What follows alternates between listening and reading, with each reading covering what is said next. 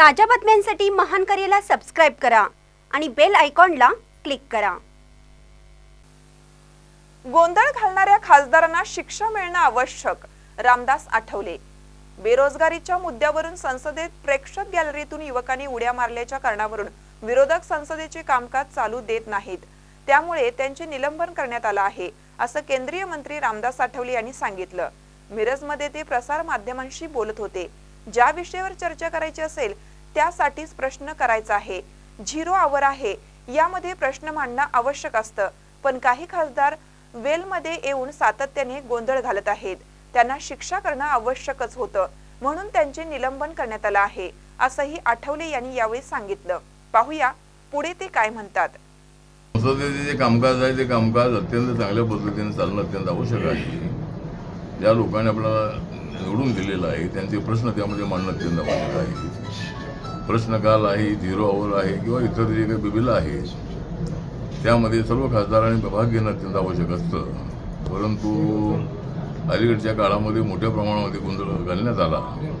वेलमध्ये अनेक खासदार आले आणि त्यामुळं लोकसभेच्या अध्यक्षांना आणि राज्यसभेच्या चेअरमनना अनेक खासदारांना निलंबित करण्याची वेळ त्यांच्यावर आलेली आहे।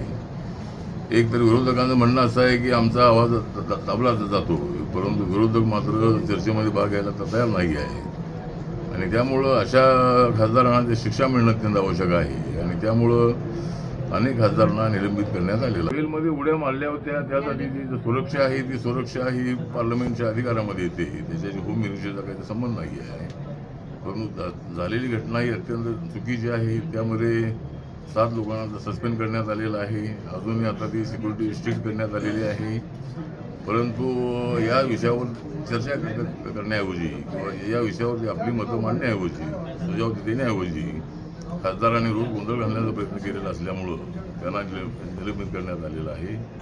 नंतर असा प्रकार घडू नये यासाठी नक्कीच जे पार्लमेंटचे सेक्रेटरी आहे ती नक्कीच यासाठी प्रयत्न करणार आहे। सिक्युरिटी आता स्ट्रिक्ट करण्यात आलेली आहे, नंतर असा प्रकार घडू नये यासाठी विरोधकांकडून आम्हाला सुझाव मिळणं अत्यंत आवश्यक होतं। विरोधकांनी रोज या ठिकाणी गोंधळ घातलेला असल्यामुळं या विषयावर चर्चा होऊ शकली नाही।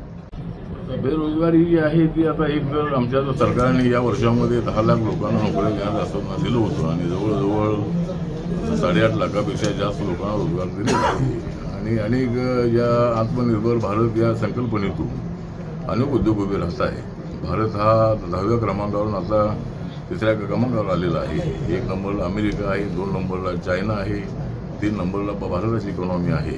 त्यामुळं नरेंद्र मोदींच्या नेतृत्वाखाली जेवढी प्रगती करणं शक्य आहे तेवढी प्रगती करण्याचा आपला प्रयत्न सुरू आहे। बेरोजगारी आहेच, पण त्याला या सरकारला जबाबदार धरणं योग्य राहणार नाही। गेली 70 वर्षे काँग्रेसला सत्तेवर होती आणि आपल्या देशाची पॉप्युलेशन मोठ्या प्रमाणामध्ये आहे, सरकारी नोकऱ्या कमी झालेल्या आहेत, त्यामुळे बेरोजगारी जी आहे त्यासाठी बेरोजगारांनी आत्मउद्योग जे आहेत आत्मनिर्भर भारतासाठी त्यांनी स्वयंरोजगार जे आहे ते सुद्धा सुरू करणं अत्यंत आवश्यक आहे आणि त्यासाठी सरकारच्या अनेक योजना आहेत, त्याचा फायदा त्यांनी घेणं अत्यंत आवश्यक आहे।